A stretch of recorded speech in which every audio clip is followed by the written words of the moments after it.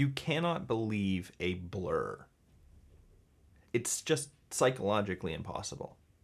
So when we find our joy in a God of joy, we better have adequate language, that is, ideas and terminology, to speak about this God of joy. But if you went to seminary or university in the past century, or your pastor did, you probably don't. And it doesn't matter whether your seminary or university was liberal, progressive, orthodox, conservative, or evangelical.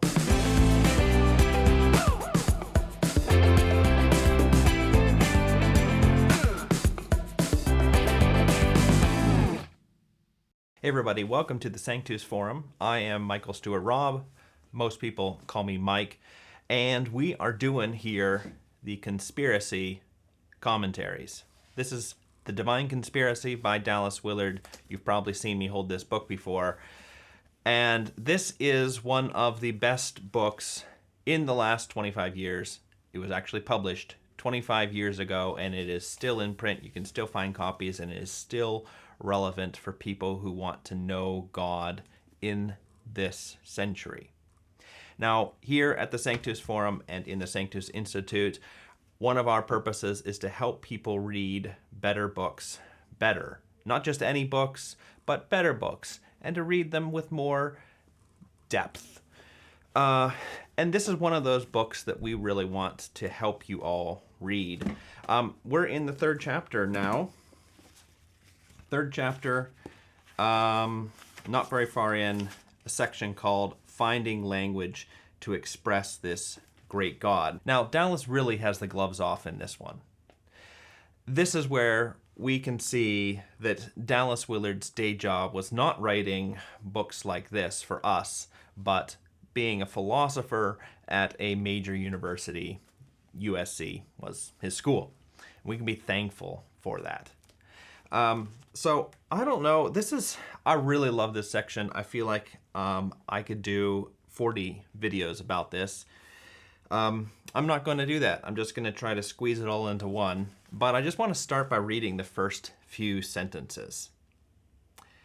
It is frankly hard today to think adequately of God, or perhaps to think of him at all. Our intellectual history works against it, and we certainly do not get much training for it. Frankly, our daily experience, under pressure from many quarters, constantly keeps us from thoughtful living and dumbs us down in many ways, especially theologically. But the resulting lack of adequate ideas and terminology does great harm to our faith. Ouch.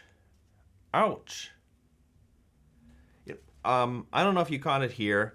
He's basically saying our intellectual history, that is of, let's say, Western culture and the ideas that we have been working on for centuries in Western culture, works against our ability to think about God.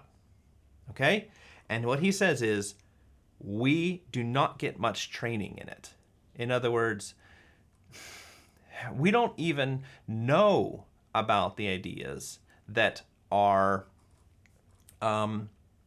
conflicting with our attempts to know God. We don't even spend time working on them. And then for everybody, I mean, maybe you think, well, that's not what I would get trained in. I'm an engineer or whatever. But he says, really, everybody, our daily experience constantly keeps us from thoughtful living. So previous centuries, I will tell you, were not like that.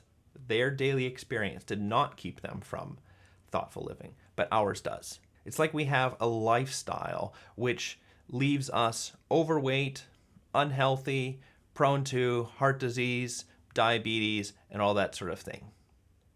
If only there was somebody out there who was talking about lifestyle.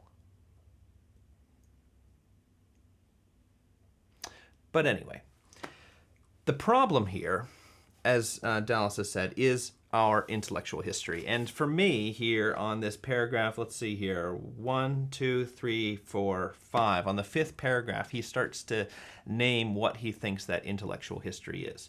He calls it rising out of the 18th century, primarily through British empiricism and the Kantian rationalist reaction to it in Germany. Now, Dallas taught on these classes. I'm currently reading a transcript of his class on British empiricism, where he's talking about John Locke, George Berkeley, and David Hume. The books are back there. I'm reading them along with the class. I bet none of us have really read much of any of that, unless you had maybe an intro to philosophy class, or you actually were a philosopher major.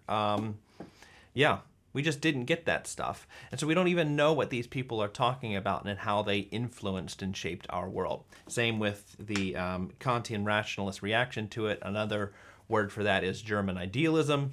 We just skim over it. I don't even think we skim over it.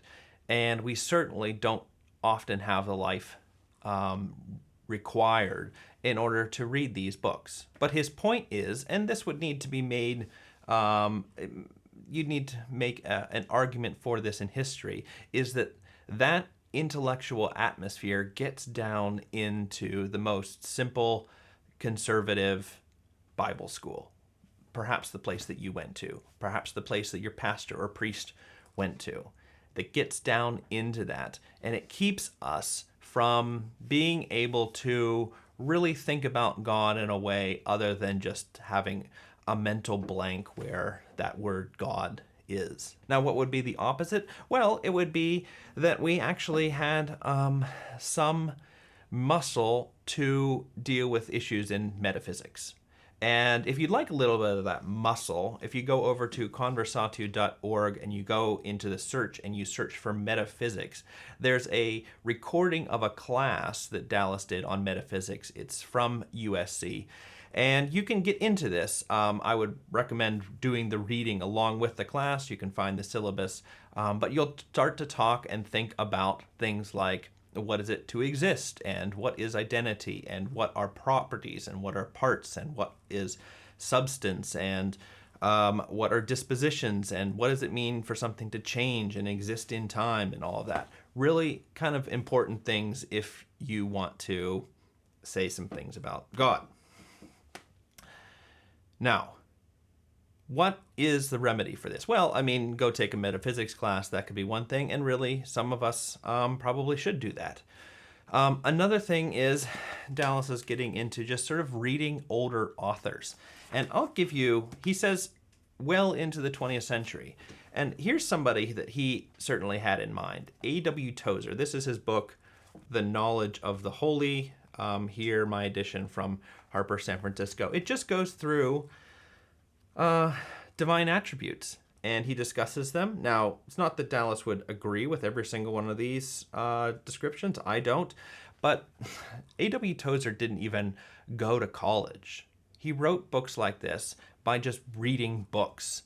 And one of the reasons why he, late in the 20th century, was able to write a book like this was because he trained himself by reading old authors, old books. That's where this sort of thing comes from. He didn't read stuff from the 20th century is the issue. He lived in a different world. And that's why you get this book, and it is just a fabulous book. But, other than reading some of that old stuff, we need to get some intellectual training. Perhaps we need to find ways to develop that in ourselves. And that means we may need to find a new kind of lifestyle so that thoughtful living is something that is characteristic of us, right? We're going to have to find what actually does dumb us down and what other sorts of things smart us up. Because if we don't, resting in a universe at whose center there is a God who is full of joy won't be possible for us. I mean, you don't have to be a metaphysical heavyweight to do that. but you do have to push against the current of modern life and modern intellectual life. And then you can develop an understanding of what God is. And then when you attach that word joy to God, it actually will make sense. Well, yeah, this is a big deal here, guys. Thanks for watching, and yeah, I don't know. How can we get this going? How can we kind of